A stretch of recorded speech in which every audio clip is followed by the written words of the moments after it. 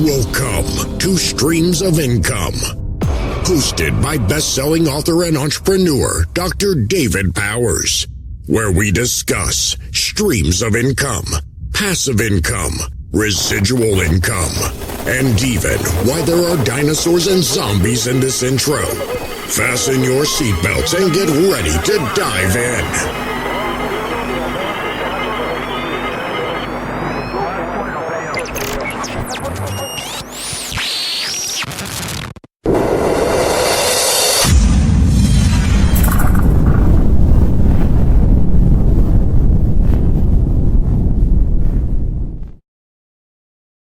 Hey guys, Dr. Dave here. What you are about to witness in this next video is a podcast I appeared on called the Ideal Impact Podcast, and it is pretty awesome. Not because I'm on it. I mean, that's cool, but the guys that host Ideal Impact, pretty amazing. I was excited to be on there. I hope you enjoy it. We get to talking about all kinds of different stuff. But, while I've got you here, before you watch the entire podcast, I got to say, follow those guys on Instagram. They're pretty busy on there. And be sure to follow the podcast. I mean, watch them here on YouTube.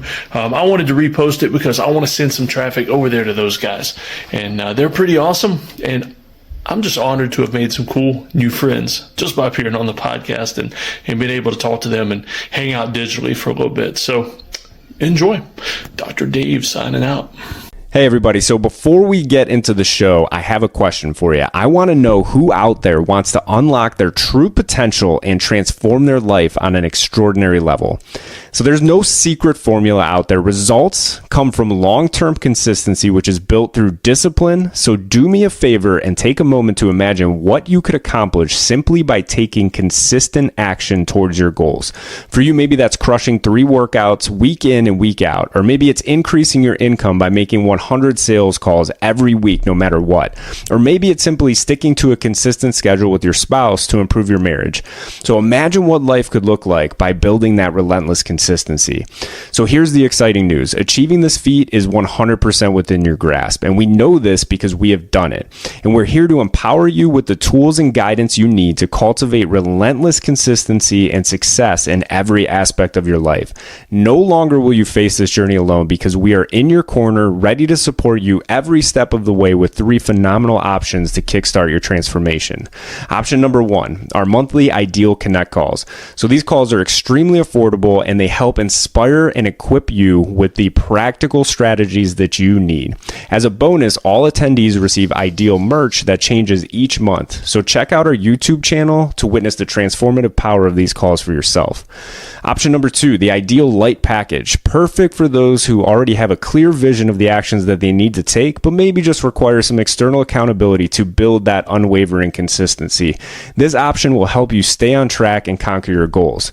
Option number 3, this is the full-on Ideal Impact Coaching Package. Our comprehensive coaching is tailor-made for individuals seeking to discover their purpose, define their own success, and take on challenges to embark on a profound journey of personal growth and fulfillment.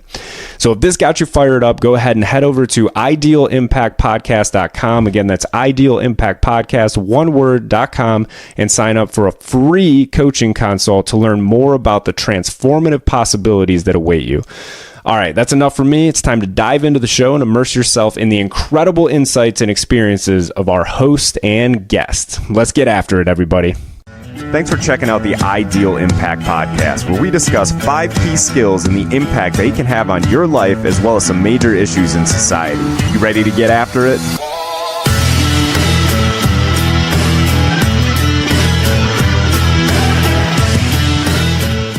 We're live! I don't even know if you gave it enough time to actually get started. I'm sorry. It either worked or it didn't. One more time.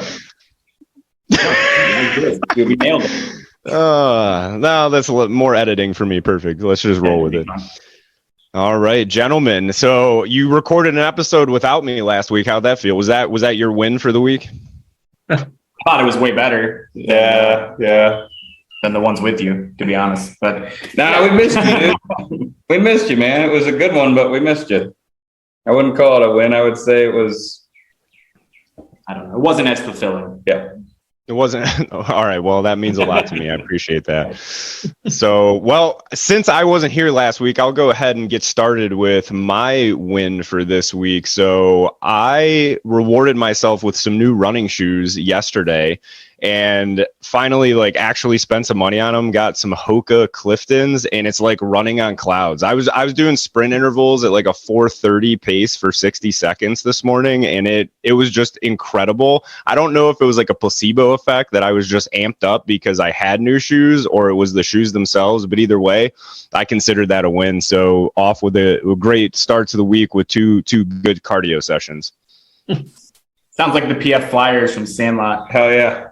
Yeah, guaranteed to make a kid run faster and jump higher. First off, I love the Hokas. Man, I'm a big boy. I'm like 250 pounds, and I have a stand-up desk, and the Hokas, that padding is nice.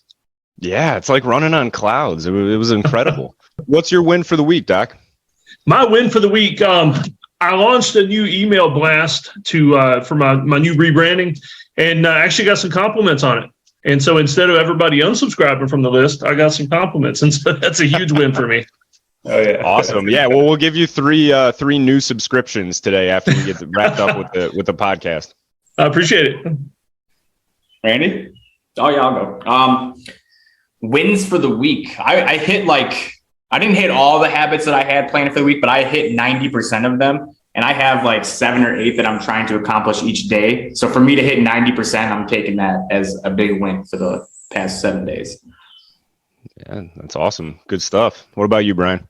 So my big win would be with my custody with my children. I have them a week on and a week off. So this week I had them the entire week, and I was still able to hit my morning workout, my evening workout, my gratitude, the gallon of water. So I don't know if I was 90%.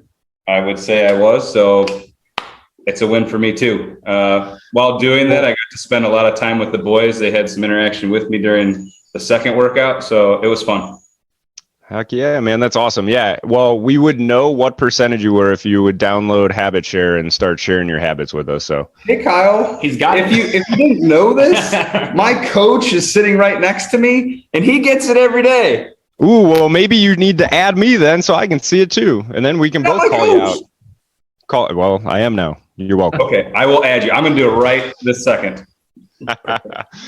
All right. Awesome. So joining us, so Dr. David Powers today. So Doc, why don't you go ahead and just give us your background, start with kind of like how you grew up into what you're doing today, and we'll jump in and ask you some questions along the way. All right. Sounds good. I grew up in Myrtle Beach, South Carolina, which sounds really nice, but it's a very redneck vacation destination. And grew up in a trailer park. Had a rough time growing up. Bright red hair, rosy cheeks all my life, and got beat up a lot just because kids enjoyed beating up the redheaded kid. And that kind of led me down my progression of going into occupations where I learned how to hurt or kill people that were after me. So 17, I went in the Marine Corps. Yeah, I mean, you never know what's going to drive you, right? Right, for sure, for sure. Yeah, I started martial arts early because I just got tired of getting beat up. And Marine Corps at 17, 4 years in the Marines. And then, to be honest with you, I got tired of the job I was in, amphibious assault. And so, I mean, it was fun when we were doing something, but how often do we hit a beach these days? And so, it was always just training, cleaning the trucks. And so I went into the Army after that as a medic. And some people say, well, you were in the Marines, why not go into the Navy and be a corpsman? And there's no way I was going in the Navy, not after being a Marine. That's just wrong. You didn't want to transfer to the women's department, as they call it? Yeah. I mean, and I didn't want to go into the Boy Scouts or the Air Force. And so I went into the Army as a medic and served another 4 years in an armor battalion, which was awesome because hardly anybody got hurt. But when they did, it was really cool. And, my ambulance was a 113, which is a small armored vehicle. And, man, we would have so much fun in that thing. Plus, it was the only air-conditioned vehicle in the whole battalion. So, for the troops... You said you had so much fun in the vehicle. Like, all right, so me and one of my buddies took the Commander's Humvee one time and just went Baja on these back trails up in Michigan and flooded it because we shorted out the electrical system. So what was like some of the most fun that you had in that?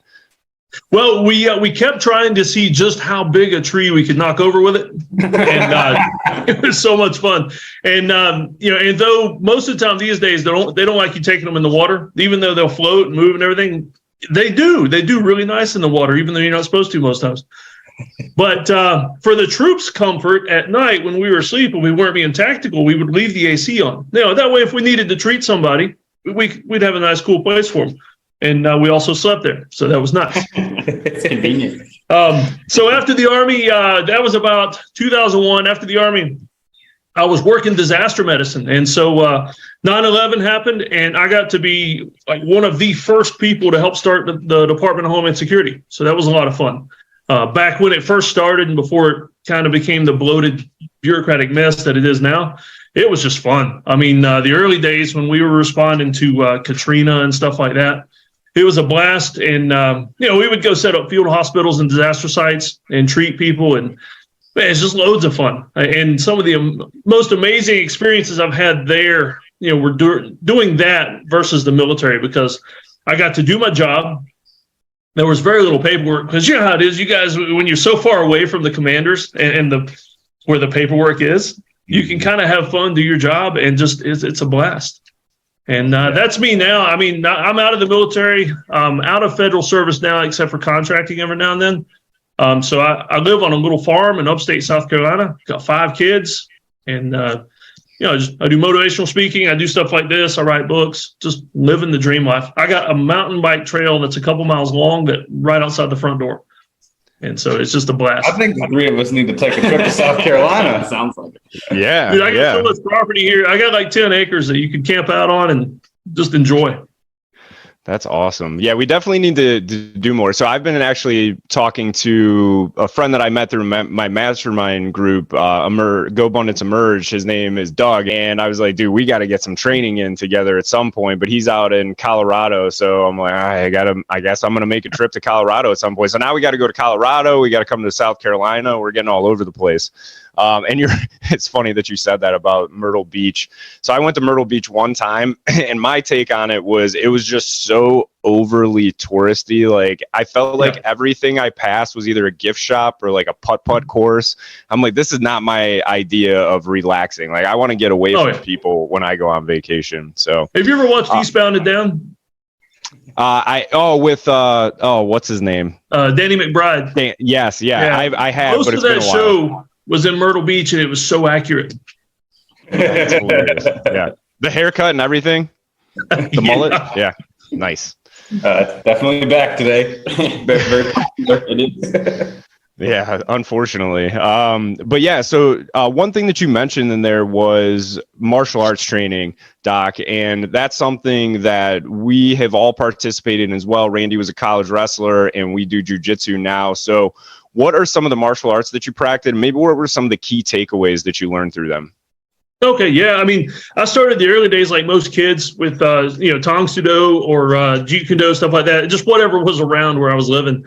And I enjoyed it because it gave me an outlet to fight where I wasn't so dead set on trying to hurt somebody. A lot of anger in my early years because I just tired of getting beat up. And, so a lot of the fights I started in school before martial arts, I just wanted to hurt somebody or wanted to really get back at somebody that was being mean to me.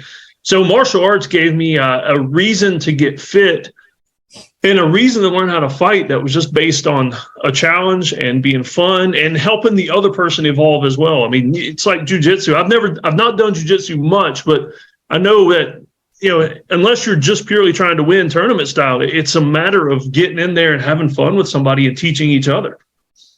It's just lots of fun. I mean, now I'm getting into Filipino martial arts with sticks and knives and things like that, and way more fun, way more. As a matter of fact, I've got some bloody knuckles right now.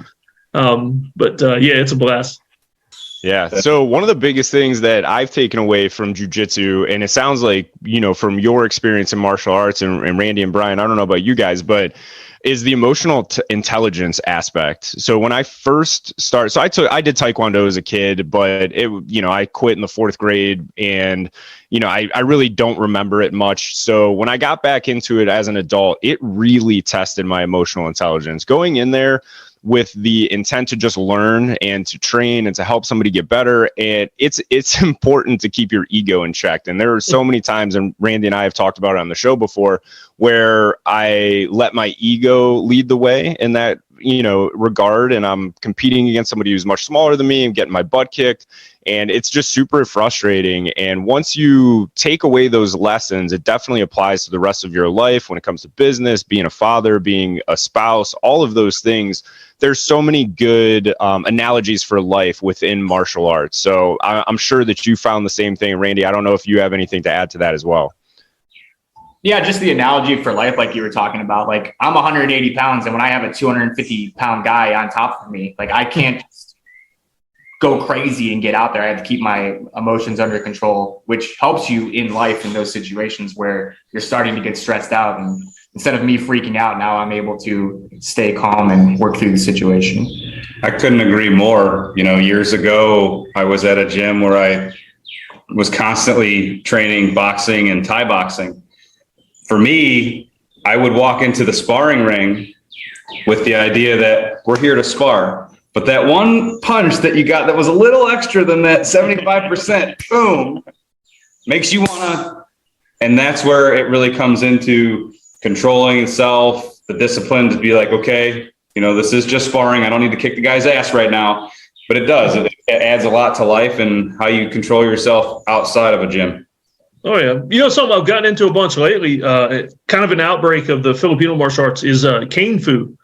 It's a weird, like, fighting with canes, and it's geared towards disabled people. But my dad's a disabled vet and has to use a cane and walking stick quite a bit. And it's a lot of the same skills as the Filipino stick fighting, but it's using what I consider the only 100% legal weapon you can carry anywhere, even on a plane. You can carry your walking cane. Yeah, and that's a great point. I never thought about that. I didn't think of that either. Yeah, pretty sweet.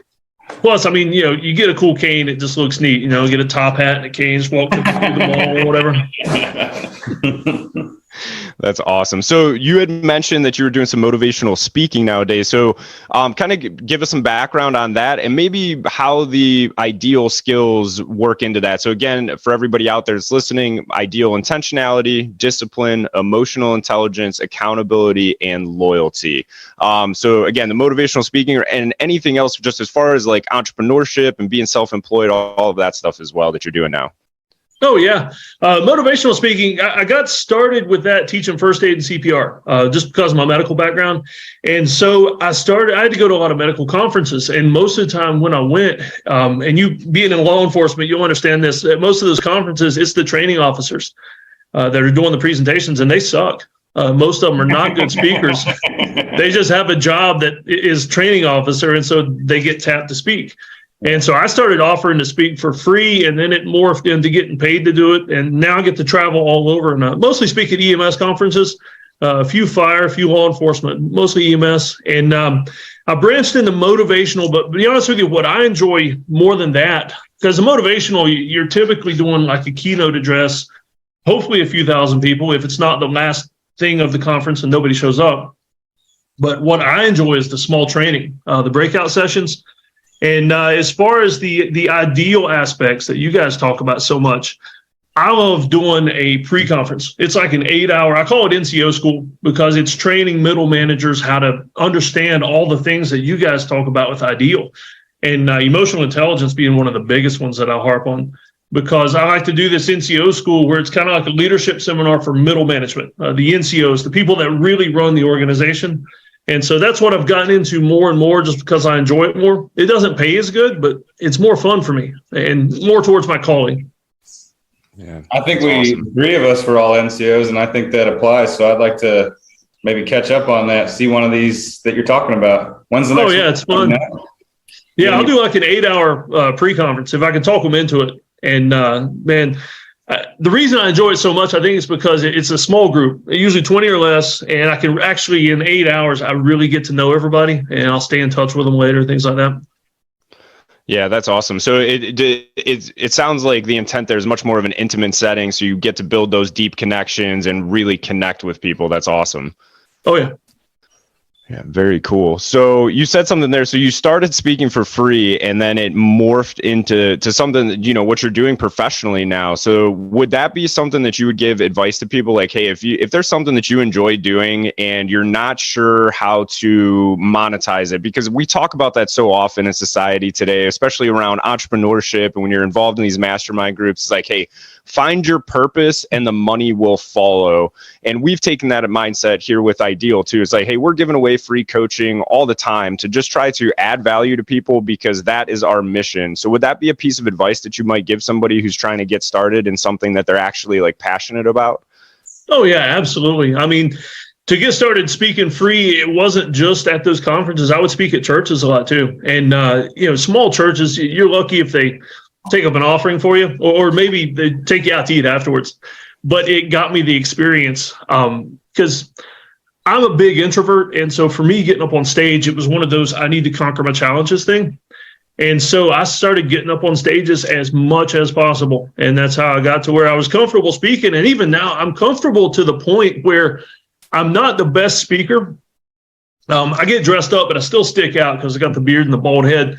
But even when I mess up on stage, it doesn't bother me because I've split my pants before. I've how right before you go up on stage, you like wash your hands in the bathroom and then splatters on the front of your pants, that kind of thing. Yeah, it looks like you peed yourself on stage. I've done that. I mean, it's gotten to the point where I'm comfortable enough speaking, and that's only from experience. If I mess up, so what? In an hour, I'm gone. I still get paid. If they don't bring me back, I don't know why. I'll just kind of include that in the self-evaluation. That's awesome. What I've found from teaching is like, if you do screw up, like they don't know that you're screwing up anyway. Yeah. Because you're up on stage. I mean, you're like the hero to most of those people. Right. Unless you're like me and you're looking at the training officer saying, you suck. I think that's awesome though too. So basically, I have a friend that I was talking to this week who it was so funny because I heard through the grapevine and it all came back to somebody that I end up talking to every single day, that they had been struggling with putting themselves out there, being comfortable. They're an introvert. They want to get better at speaking, communication, eventually get into public speaking. And they asked for some advice. I'm like, reps. The only way to get better at it, to get more comfortable, is to just not fear the mistakes that you could, no matter how long you wait, no matter how much you practice, you're going to make mistakes. The best thing that you can do is just put yourself out there. So I sent him the link to sign up for a podcast interview. I'm like, it's reps for you. It's reps for us. Like all around, it's a win-win. It's not going to go perfectly. Who cares? We're all going to learn from it and continue to get better. So I love that you took that mindset, and in order to overcome that fear, you just did it. My biggest fear is sharks, and I have zero plan on ever actually overcoming that fear and getting into the water with sharks, but I think it's a little bit different. Oh, you know how I did that? I worked one summer in Key Largo as a dive research intern, and I started taking trips with this one guy that would go down there and pet the sharks. So he would like go down there with bait fish in his hands and chainmail gloves on. And, I'm down there with him the first time. And I grew up in Myrtle Beach, so sharks were just normal when we were surfing. But I'm down there watching this guy in a scuba gear, and he hands me a nurse shark. And it's just like, hands it to me. And next thing I know, it's in my arms. And it's like, okay, it's not so bad. We're doing May not do this again, but it's not so bad. Well, hey, at least it wasn't a great white or something, right? Yeah. Hey, we're going to make it a point when we make this trip to see him down in South Carolina. You're getting in the water. It's going to take I don't know what it would take to do that. And the funny thing is, I grew up on the water. I spent my entire days in the summer on the beach in Newport, Rhode Island. And I got in the water all the time when I was a kid until I watched the movie Jaws. And I remember I'm like, Mom, Dad, like those are in that water and you let me do that? Like that's horribly irresponsible as a parent. What's scarier to me is alligators. Because, the sharks, most of the time you see them. I mean, it's like they have to warn you before they bite you. The alligators, though, we would swim in the rivers and black water and stuff like that. And, they're huge and they're scary, and you never see them until they're there. Yeah. I'm in Texas. Well, I'm not in Texas. Currently, right now, I'm in Mentor, Ohio. I'm back home. I'm in my parents' house. But my wife and I, she just got back into Houston this morning, and I'm going back next week. But I saw somebody post in the local community page, they have an 8-foot gator in their pond right now. So I will not be going in the lake or the river or anything along those lines, or any body of water whatsoever while I'm down there anymore. Mine is snakes, and I will not go near a snake. I don't care if it's a gardener snake or it doesn't matter what kind of snake it is. I'm not going near it. I have to agree with him. That I have a very embarrassing story about a garter snake that Oh, I have several. Yeah, it scared the shit out of me, and at the time my little 5'4" wife picked the snake up and walked it away. Like I wasn't gonna do this. Not a chance. I've always wanted to be one of those guys that would just go pick them up. No way. Yeah, I do. I don't know I used enough to come about home. snakes to know which ones are absolutely safe. I don't want to get bit by any of them. I got a buddy that I work with.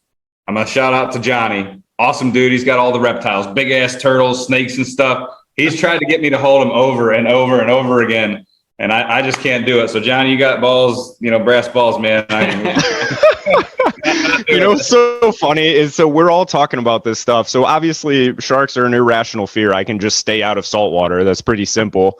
We're talking about snakes and all this, and every single one of us signed up to potentially sacrifice our own lives and go into battle and do, all this stuff. And it's like, I remember too, I was at the hospital one time. I had appendicitis, and the nurse comes over. I have tattoos, and she's telling me, "Hey, we're gonna start an IV." I'm like, I can't look because I'll probably pass out if I look while you're doing that. And she's like, "It's always you big guys with tattoos that can't watch, can't do needles." I'm like, "Listen, that they're just there to make me look tough. It doesn't mean that I am tough. It's a scare tactic. It's like a poison dart frog. They're bright colored for a reason." We were in a training exercise in North Dakota, and they had us like on this ranch, like where the cattle were. They just moved them, and that's where we stayed for 3 weeks. And there was 2 rattlesnakes in the tent. So I packed all my shit and moved tents, like thinking thinking the rattlesnake just can't get into the other tent. Like they're only gonna go in this tent, so I'm gonna go over to this tent. I would say your intentionality there was misguided, Randy. I ended up sleeping on the trailer of the truck eventually. I was like, screw this. There's too many snakes everywhere. If I had been there, I would have been going out and finding a big rubber snake to throw at you in the middle of the night, right on your chest while you were sleeping. Like, I'm definitely afraid of them. We were on a hike once, and I didn't even realize that I did it, but a little gardener snake just went out on the path, and I threw like my daughter in front of me. Like that was. So I guess we won't be starting Ideal Parenting anytime soon. So anyway, to Brian, your superpower is keeping us on track, and here we are talking about snakes and I was just looking to do that. But and how are you going to do that? Go ahead. I was going to ask the doc.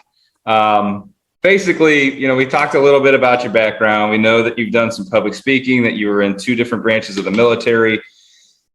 I want to know a little bit more about, you grew up getting picked on, you went to do a job. What led to all that? I mean, at some point or another, between your adolescence and your adulthood, you chose the path of becoming a doctor. What did it take? Try to relate that to what we talk about on a daily basis. Was it just intentionality? You said to yourself, I want to do this. Or was it something that happened in your life? How did this come about? It was actually a good mix of both that led the pathway to that. In EMS, I call it the year of hell. I had a lot of friends get killed, both in EMS and in the military.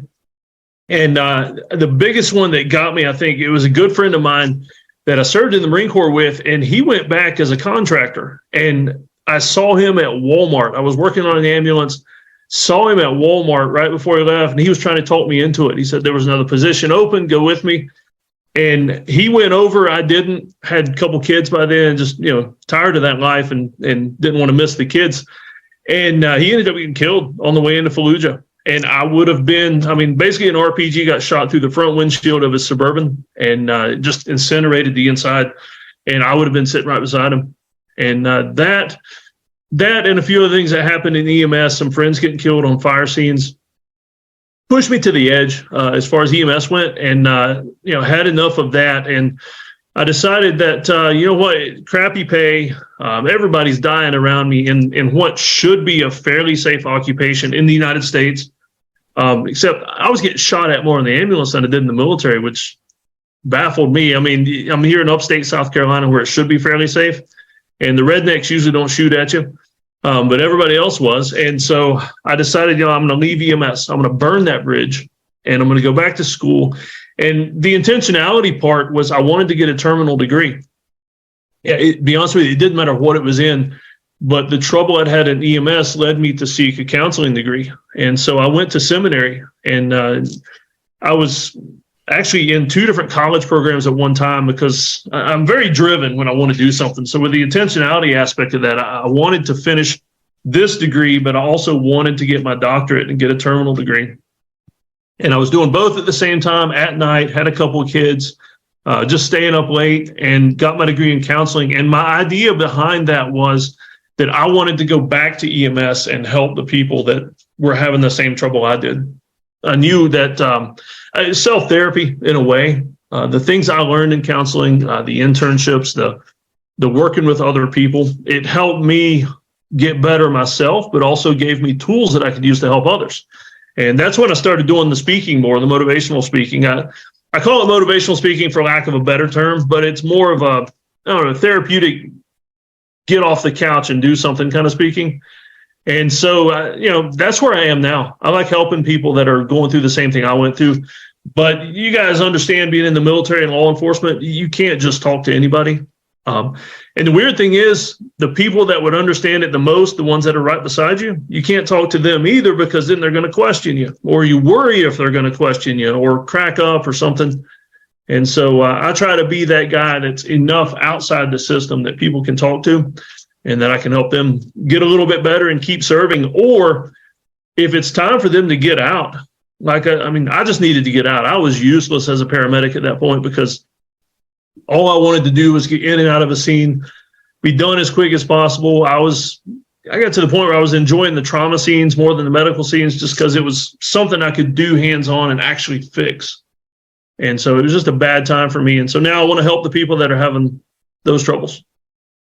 Were you still working during this time? You said you were in 2 degree programs. Were you? Yeah, I was in an associate's degree program, getting a paramedic degree, just to up my money.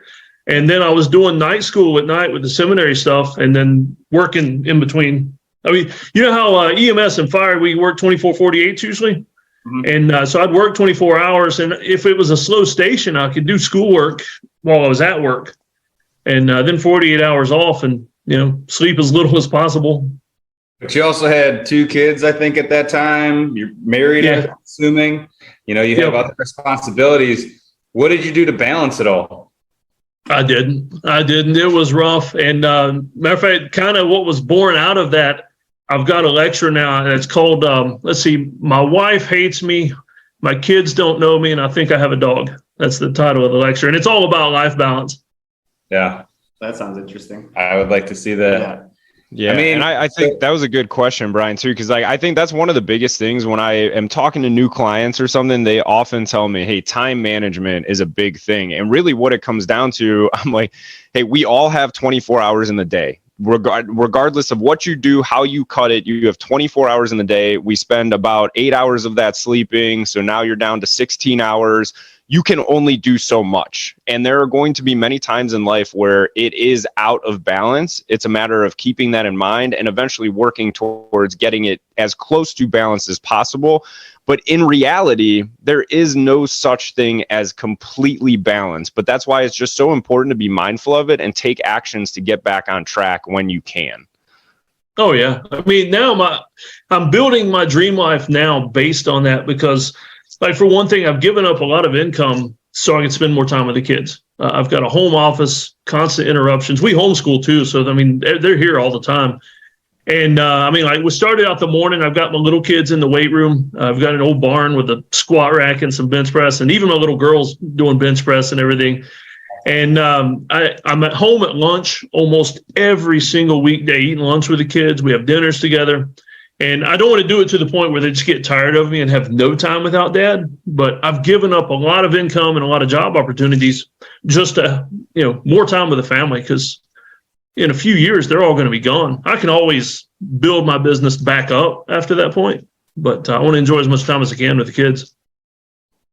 That is awesome. I think it's really important. I can relate to that right now. I want to spend as much time with my boys as possible with the situation that we're in. So I applaud you for that. There are plenty of parents out there today, and this is one of the things that we've talked about in the past. The parenting of today's world is just so different. So what you're doing, Doc, I think is awesome. Putting the family before, the career, that is dedication, that is discipline. You could easily be like, you know what? I'd rather be at work because it's easier, it's peaceful, it's quiet. And unfortunately, that's how a lot of people go about their days now. So, yeah.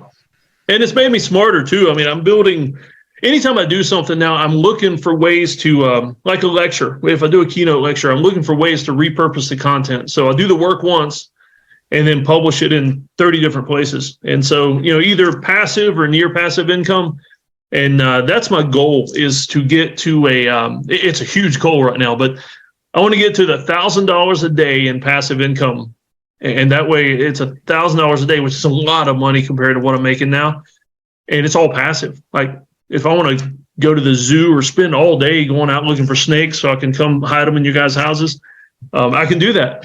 Doc, I'm telling you right now, if the doctorate falls through, you got to become a comedian, dude. You're fucking hilarious. A comedian and a trying to do professional. stand up one time and telling all the dark jokes we used to talk about at the ambulance station, but I figured people wouldn't like that.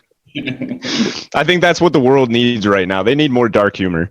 People take life and they're offended by everything. And it's like Dr. Phil says something we talked about on a previous show, but just because you can be offended doesn't mean you should be offended. Like lighten up a little bit and enjoy yourself. It's incredible where we're at. One thing that you said in there, or excuse me, you actually said this in your episode of Small Steps, Big Wins with our friend Sue Soller. So shout out to Sue and her podcast. Make sure everybody listens to that.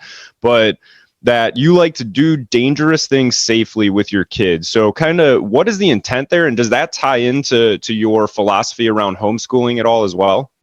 Oh, absolutely. And two things. First, I was talking with Sue yesterday about you guys. We go to church together.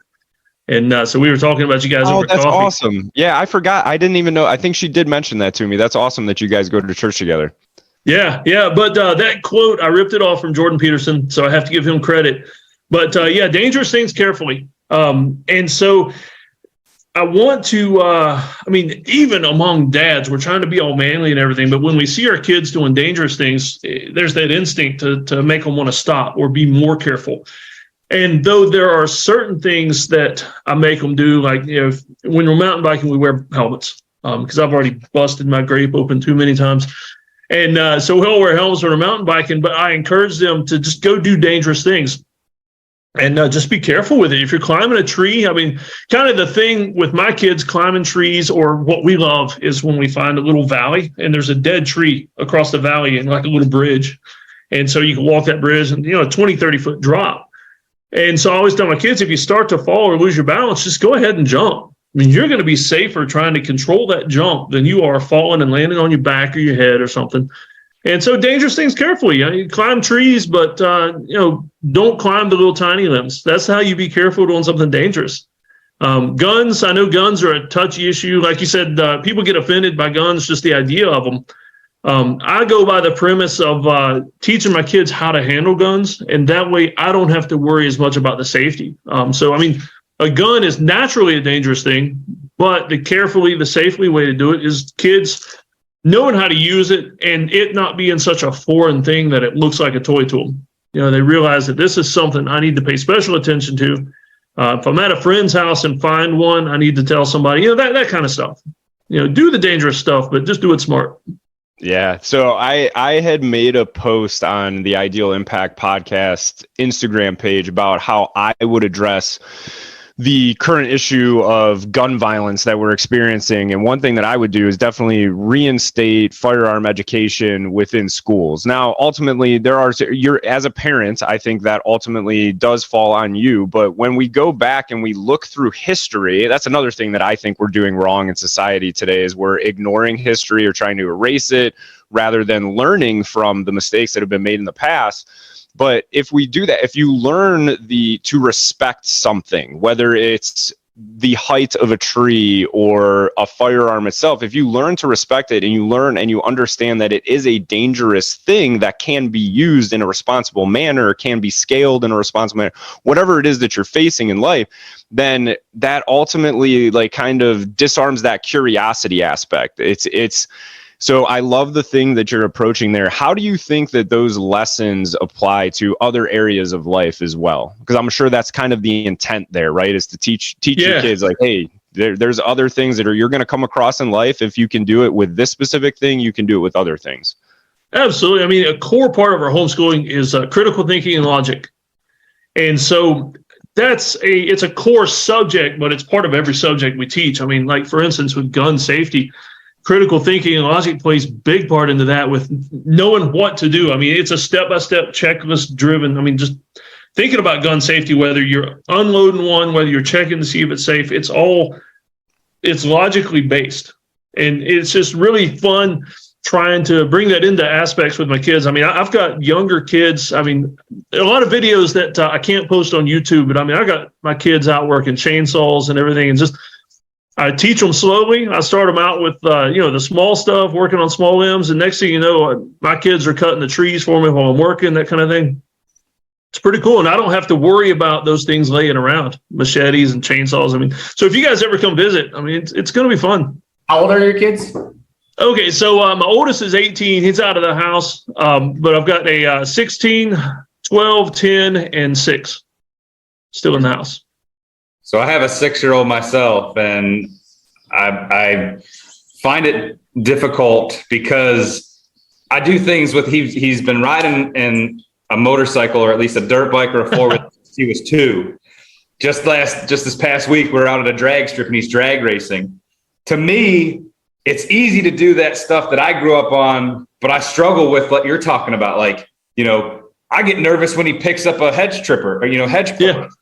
Like, how do you leverage that? Like, you just have to let it go and be like, they're gonna learn, because I'm thinking I have to just tamp that down. One of the things I do, like my 16-year-old, when he was 15, I let him go start helping. He was working with a guy that does remodeling. And that was part of how I had to do it. Because if he's beside me working with the circular saw, things like that, I'm going to be eyeballing him. And every 30 seconds, I'm going to be like, you being safe, got your goggles, whatever.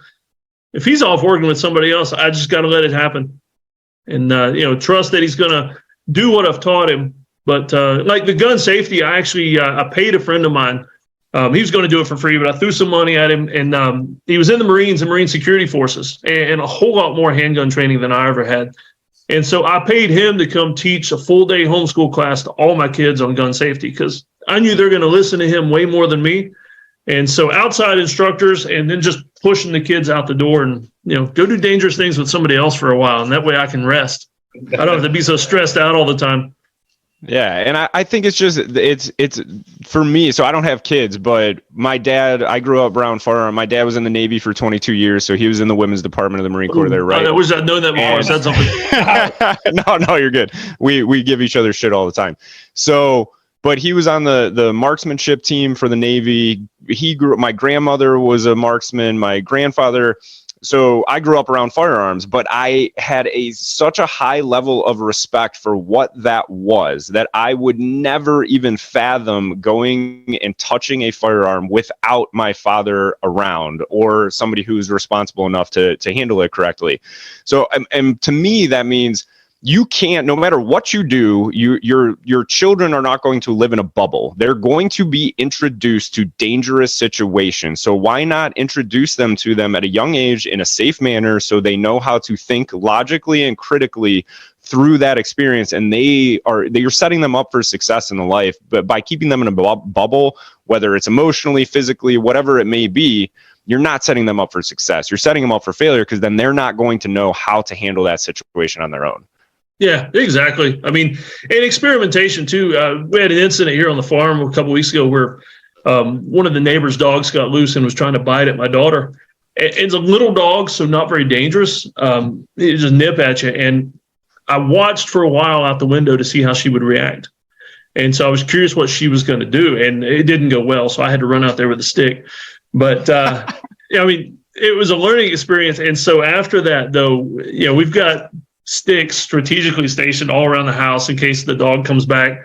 Matter of fact, I shot at it this morning. I had my Glock out in the weight room with me just in case the dog came up, and well, it did. So, the fun things you can do out in the country in South Carolina.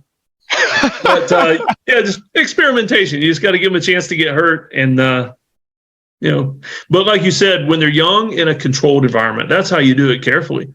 While they're here, they may get hurt, but it's in a controlled environment. And I know plenty of medical skills to patch them up or patch me up. I'm the one that usually gets hurt the worst. I mean, I have three kids of my own, and I find that if you ignore these things and you don't talk about them, they become more curious about it, and then they're going to go find out this information on their own or at a friend's house, and I don't have control over that. So. Oh, yeah. Yeah, sex education was a big part of our homeschool, too. Lots of time spent looking at uncomfortable drawings and things in school books. But that needs to happen. Right. That doesn't happen anymore. Yep.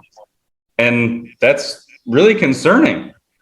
And it's not a secret that there are plenty of people out there that are producing children and are not ready and should not be. And right. Oh, yeah. Well, I teach health and PE, and I used to teach high school health, and we would go over sex education. And the questions that I would get, like, they don't know. They don't know. Like, they're seeing stuff on videos and talking to their friends, and that's where they're getting their information from, and they think this stuff is true. Like, oh, I can't get her pregnant because we're in a hot tub. I'm like, well,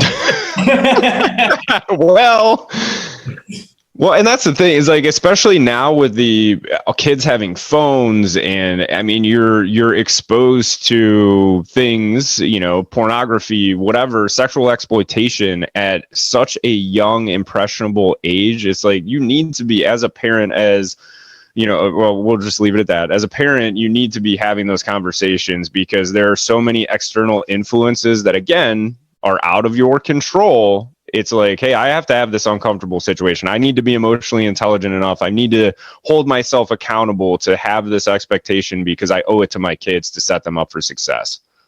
Yeah, exactly.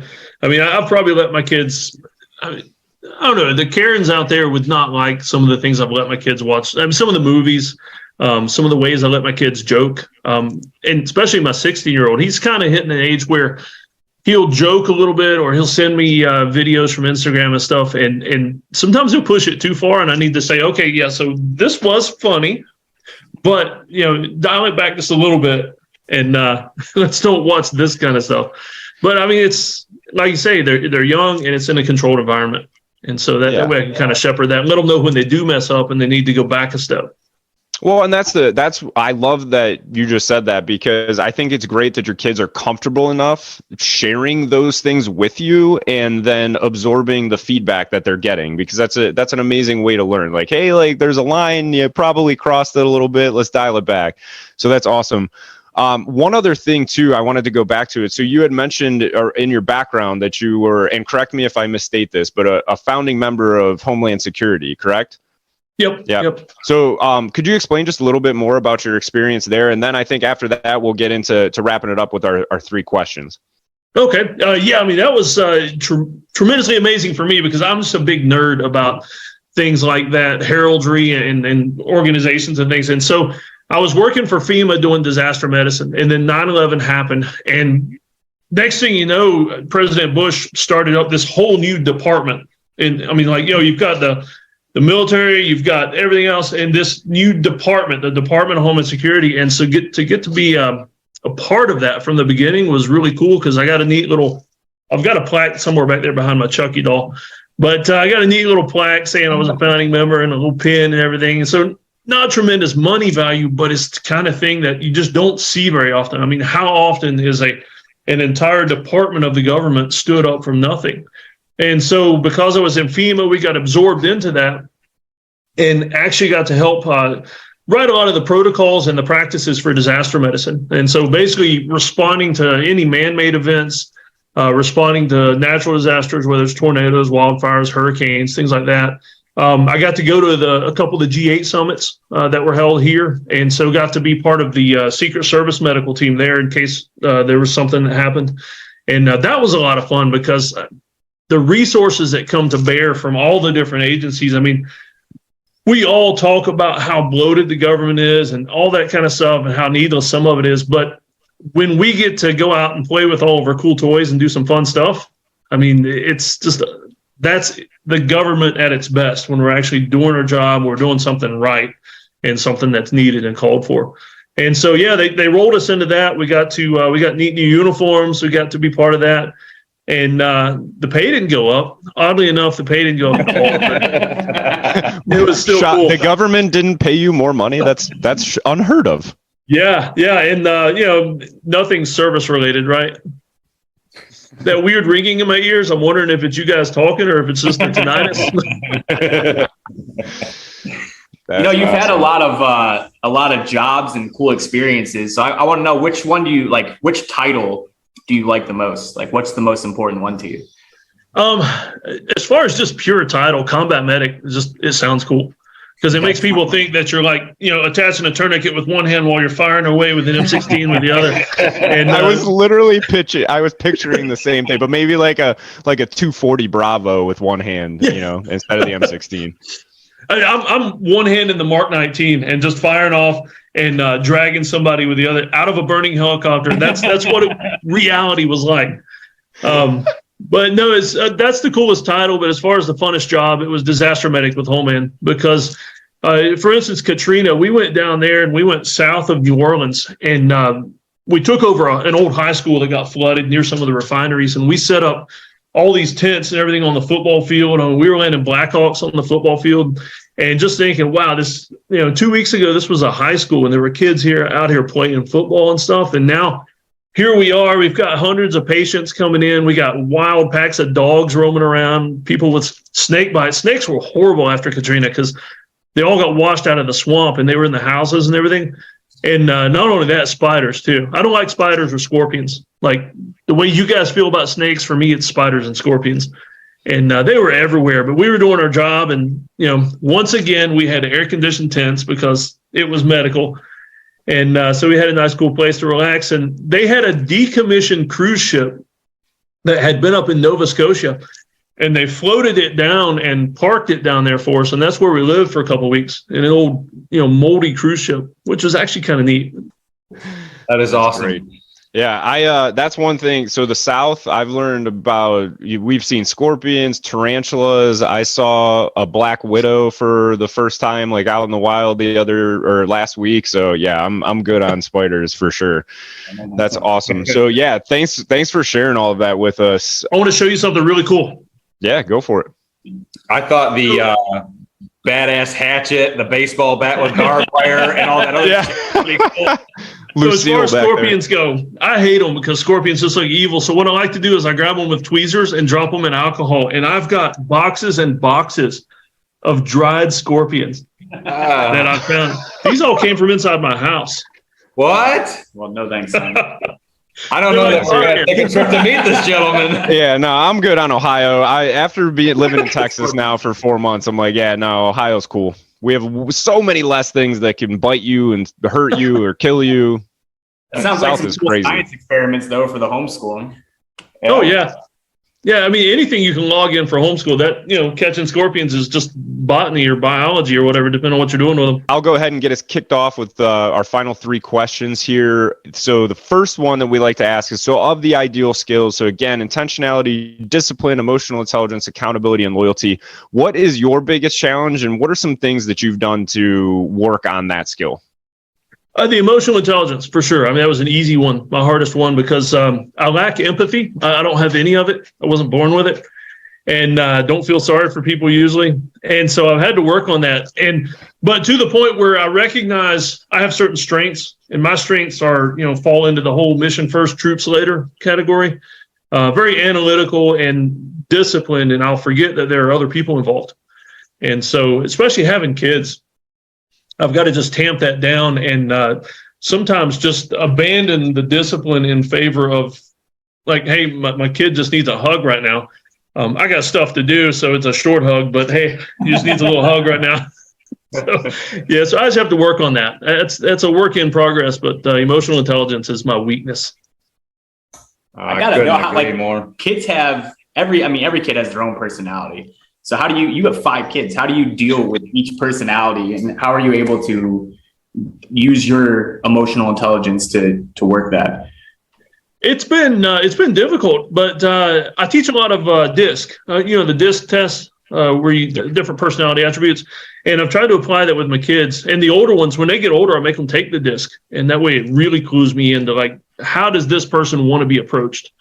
But one of the biggest things for me is letting them know how I am, and it keeps me from being too direct sometimes with them, like letting them know that, hey, when you want something from Dad, just give them the facts. And that way I don't get frustrated. I don't feel like they're wasting my time. Just they know how to approach me. I know how to approach them. And it helps everything out quite a bit. Keeps the emotions down or the negative emotions. Hey, Doc, I'm probably the only idiot in the room here that doesn't know what that DISC is, what it stands for. This might be something for our listeners that could help all of us improve our emotional intelligence. Can you elaborate on that? What is the DISC test? Oh, yeah, absolutely. So you got DISC. So the D is like dominant, domineering, the alpha kind of person that just very direct, more self-centered. I mean, you can have the positive and negative aspect of each. So the I is more of what you'd consider the cheerleader type, which for me being a heavy CD, I hate the I's. Like, you get somebody around me that's like constantly bubbly, and it sounds very feminine when I say cheerleader, but there are a lot of enthusiastic guys that are just always happy, always wanting to play around, things like that. And that wears me out. And so that's the I, the DI. The S is stable. The vast majority of people are S's. They're stable. They try to get along. For the most part, they'll do their job. You just leave them alone and they go off and do their thing. On the negative side, they're going to try to avoid conflict and just in an effort to get along. And then you've got the C. That's where I'm the highest. The C is, different letters, different words you can use for it, but I prefer concentrated. A C is more of an accountant type. They like numbers. They like facts and figures. And so just for instance, me being such a heavy C, if somebody's wanting something from me or wanting to talk to me, don't tell me a whole story. Just give me the bullet points. That's all I want. I really don't care about any of the other stuff. And so that's where, sometimes the lack of empathy comes in, is I have to listen to the stories sometimes. And so realizing that my kids are these other letter categories really helps me. Gotcha. I don't know if you caught it. I said, how pissed were you through hearing all of our stories at the start of this? No, you guys are fine. It's to be honest with you, it's when you're around somebody a lot, like you hear the same stories over and over, and so you finally get to a point where you just want to. Can we just skip the first 10 minutes of that story and you just tell me what's new? Sure. Yeah, no, I meet people for the first time. My wife, whenever she tells a story, like she'll be like, "Oh, guess what happened to me today," and then she'll go into like a 40-minute speech on things that like led up to that point, and I'm like, just get to the point of the story. Yep. I have that problem myself. I'm a storyteller. Kyle? Callie, dude, Callie's worse than I am. I love her to death, but I'm like, all right, when you tell me this, tell the Kyle version. Don't tell the Callie version. I'm like, how was your day? Oh, it was pretty good. Like, I got a lot of rest. I got some stuff done. That was great. Or like, well, this morning at 8:03 a.m., I hit snooze twice, and then I got out of bed, and I'm like, Callie, I'm like, geez, Murphy. It makes you just want to pull out the knife hand and just, tell me the facts. Yeah, so it's funny, too, because my wife was an E4, so I was an E6, and she was an E4, so I sometimes I'll call her specialist, specialist with her maiden name, and she does not like that. Getting us back on track, Doc. Next question. Next question is going to be, we always ask our listeners about a specific book, or perhaps a specific podcast that you've read or listened to recently, or even in your past, that has really made an impact on you? If you have one, can you share it with us? You've got it right there. Oh, yeah. What is it? I pulled it out. It's The Big Leap by Gay Hendricks. It's not a brand new book. It's been out for a few years. But I read this book last year as part of a mastermind I'm in, and it's all about upper limit challenges. Realizing where you've hit an upper limit challenge, and that's keeping you from progressing more. And upper limit challenges are kind of those points you hit where you start to self-sabotage. And like me sending out that email blast last week, that went really well. I could have easily said to myself, I've sent out email blasts before and they didn't work. It's not fun for me to do. I'm just going to skip it. I'm not going to try this. That's an upper limit challenge. I moved past it because it needed to be done. And lo and behold, it ended up working out really well. And so this book, I read it. I went through a book club thing with my mastermind. But not only that, I read it at lunch with the kids. We always read and do a devotional before we eat. And so we read through this book as a family. And it's crazy. My kids will be watching TV with me at night, and a character on TV will do something stupid, usually drama or relationship stuff. And my kids will point at the TV and they'll say, they're hitting an upper limit challenge. They need to move past that. So it's amazing what the kids will pick up. Well, I'm going to tell you that I probably need to read that book, because I've been faced with some upper limit challenges recently and I've not navigated it well. So I appreciate you sharing that with us. It's something I'm going to look into. Yeah, I think we all need to read that one for sure. Right. Because we're running into upper limit challenges every day with starting a new business and everything that everybody has going on with their families. So yeah, that is amazing. I had not heard that book before. So thanks for sharing that with us. Yeah, and it actually teaches you also to lean more towards your strengths. Like, I know I need to be careful with emotional intelligence, but God gave me strengths for a reason. Not to tamp them down, but that's the calling I'm supposed to put out into the world, is the strengths that I've been given. I feel like a lot of people focus on their weaknesses too much. Like, yes, you want to make those better, but that you can't forget about the strengths. Like, why would you downplay your strengths and only focus on the weaknesses? Yeah, exactly. All right, I guess I got the last question. I was going to say, who's going to ask? All right, that's me. So if you could give any piece of advice to our listeners, what advice would you give? Look for an adventure every day. Adventure, I really loosely define adventure. For you, it could be your listeners. It could be a new food. It could be getting out of the office for lunch. It could be trying something with your kids that you don't enjoy. Just something that is new and different. That's how I define adventure. And I try to look for a new one every single day. Like today, the adventure I've got planned is HIIT workouts, the HIIT workouts. I hate cardio. And you talked about running shoes. I love the Hokas, but I hate running. And so today my adventure is I'm going to do a HIIT workout for my afternoon workout. And so that's my little adventure that I'm going to detest, but I may lose some weight and work out. And I may love it. Who knows? Hell yeah. Well, when we come visit you or you come visit us, either way, we'll put you through a good HIIT workout, because that's something that we do regularly now. And as we've, Randy and I especially, we're very big on just lifting heavy for a very long time. And as we've gotten older, we're like, this is really stupid. We should probably do something like a little bit more overall beneficial to us as we get a little bit older and everything. And so that's really what we've been leaning into. I would tell you, it is something different when you're out there doing one of those workouts, when the heat index is like 113, 115, and like it has been in Texas when we were back home. And I was like, this is incredibly stupid and potentially dangerous. So that cranks it up a notch. But yeah, thanks for sharing that. The advice, I love that advice. That is awesome. Something that I've been doing is the Build Your Life Resume Calendar by Jesse Itzler. I'm not sure how he pronounces it. Love that guy. That book he did with, David Goggins was amazing. It was hilarious. Yeah, so good. It's such a good read.